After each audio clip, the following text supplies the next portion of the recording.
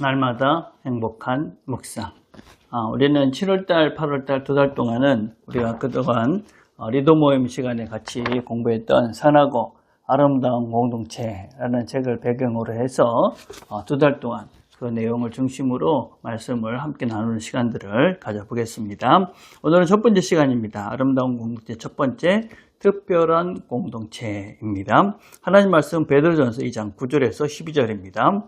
그러나 너희는 택하신 족속이요 왕같은 제사장들이요 거룩한 나라요 그의 소유가 된 백성이니 이는 너희를 어두운 데서 불러내어 그의 기이한 빛에 들어가게 하신 이의 아름다운 덕을 선포하게 하려 하심이라. 너희가 전에는 백성이 아니더니 이제는 하나님의 백성이요 전에는 긍휼을 얻지 못하더니 이제는 긍휼을 얻은 자니라. 사랑하는 자들아 그루민과 나그네 같은 너희를 권하노니 영혼을 거슬려 싸우는 육체의 정욕을 제하라. 너희가 이방인 중에서 행실을 선하게 가져 너희를 악행한다고 비방하는 자들로 하여금 너희 선한 일을 보고 오시는 날에 하나님께 영광을 돌리게 하려 함이라. 아멘. 자, 묵상기문 1번입니다. 하나님께서 우리를 택하신 족속이요 왕같은 제사장들이요 거룩한 나라요 그의 소유가 된 백성으로 부르셨다는 것은 세상 가운데 우리의 정체성에 어떤 의미를 부여합니까?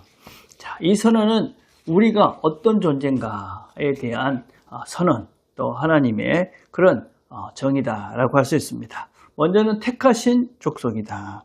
우리가 우연히 이 하나님을 믿는 자리에 있는 것이 아닙니다. 하나님의 의지, 하나님의 사랑의 선택의 안에서 우리가 부름을 받은 자들이다. 그래서 우리는 이 세상의 어떤 성취, 능력, 그 이전에 우리 존재 자체가 하나님의 사랑을 입은 그 자로 하나님의 특별히 택함을 받은 존재들이다. 자, 두 번째는 왕같은 제사장이다. 제사장은 하나님과 사람들 사이에 끼어서 중보자적 역할을 감당하는 사람입니다. 또 왕같다라는 표현은 우리의 책임과 의무를 강조하는 표현이다라고 할 수 있습니다. 우리는 하나님과 사람들 사이에서 그 중재의 역할을 감당해야 되는 그런 책임을 가지고 있는 존재들이다. 자, 세 번째는 거룩한 나라다. 그것은 우리의 살고 있는 실제 나라가 이 땅의 삶이 아니라 거룩한 하나님 나라의 존재로서 거룩한 삶을 살아야 하는 그런 하나님의 거룩한 통치를 따르며 사는 자들의 백성들, 그게 바로 우리들이다라는 의미입니다. 마지막으로 그의 소유가 된 백성이다. 이건 우리의 소속감의 선언입니다.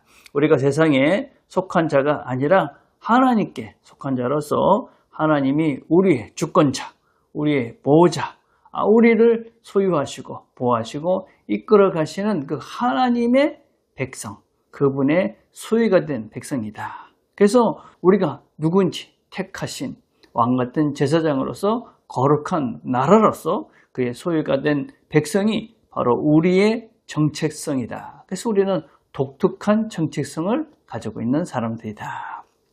자, 2번입니다. 우리가 빛 가운데로 부름받은 자들로서 세상에 하나님의 아름다운 덕을 선포하기 위해 공동체 안에서 어떤 삶을 살아야 할까요? 2장 9절에서 그의 아름다운 덕을 선포하게 하려 하십니다. 그렇게 얘기합니다. 어떻게 우리가 그 하나님의 아름다운 덕을 선포할 수 있습니까? 무엇보다도 정직하고 투명한 삶을 통해서 할 수 있습니다. 여러분, 우리는 무엇보다도 정직하고 진실해야 되고 그리고 숨김이 없는 그런 삶을 살아야 합니다. 여러분, 우리는 죄가 없다 그런 의미가 아닙니다. 회개할 수 있는 또 우리 자신들을 돌아보면서 스스로 낮아진 존재임을 우리가 드러낼 수 있는 그런 용기 있는, 그래서 그런 환경들 속에서 가식하고 숨기고 사는 자들이 아니라 정직하고 투명한 삶을, 부족을 드러낼 줄 아는 그런 삶을 사는 자들이 바로 아름다운 덕을 선포하는 첫 번째 시작입니다. 두 번째는 서로 돌아보는 사랑의 관계입니다. 여러분, 아름다운 덕은 말로만 되는 것이 아니라 사랑으로 나타날 수가 있습니다. 그래서 우리 이 교회 공동체를 무엇이라고 정의할 수 있냐면 상처가 치유받고 가면을 벗고 있는 그대로를 받아들일 수 있는 공동체다라고 할 수가 있습니다. 이것이 바로 세상에서 감동을 주는, 세상에 감동을 주는 빛의 실체다. 세 번째는 선한 행실과 순례자적 의식입니다. 우리가 선한 행실을 행하게 해라, 그렇게 말씀합니다. 여러분, 우리가 선한 행실을 함으로써 하나님이 선하신 분임을 세상이 알게 하는 것입니다. 그리고 우리가 이런 세상의 욕심에 이렇게 물들지 않기 위해서는 우리가 누구인지, 우리가 이 땅을 영원히 사는 존재가 아니라 이 땅의 나그네인 것을 기억하고 순례자의 삶으로 이 땅을 살아갈 때 우리가 하나님께서 우리를 부르신 그 아름다운 덕을 선포하는 공동체 역할을 잘 감당할 수 있다라고 할 수가 있습니다. 자, 3번입니다. 어느 날 그리스도인 공동체가 세상의 다른 공동체와 구별되는 독특성은 무엇이며 이를 어떻게 실천할 수 있을까요? 세상의 공동체의 특징은 다 이익 중심입니다. 뭔가 내가 맞는 사람들끼리 모이는 것입니다. 기능적인 이유가 있는 것이죠. 그러나 그리스도인 공동체는 그렇지 않습니다. 무엇보다도 그리스도인 공동체는 은혜를 기초한 공동체입니다. 우리 모두는 자격이 있어서 함께 모인 것이 아닙니다. 하나님의 은혜로 함께 모인 사람들입니다. 그래서 우리는 수용과 용납이 허용되는 그런 공간이다라고 할 수 있습니다. 타인을 변화시키기보다는 하나님이 변하실 것을 신뢰하고 서로 용납하고 서로 받아주는 공동체가 바로 은혜에 기초한 교회 공동체다. 둘째는 십자가의 관계성입니다. 세상은 힘으로, 성공으로, 효율성으로 모든 것들을 평가하고 추구합니다. 그러나 그리스도인들은 낮아짐, 희생, 용서를 실천하는 공동체입니다. 그건 착한 사람들만이 모인다, 그런 의미가 아닙니다. 십자가의 정신, 내 자신을 희생하고 내어주고 복수보다는 용서하고 판단보다는 서로 사랑을 먼저 하는, 용납을 먼저 하는 공동체가 바로 교회 공동체다. 자, 세 번째는 영원한 소망에 기반한 삶을 사는 것입니다.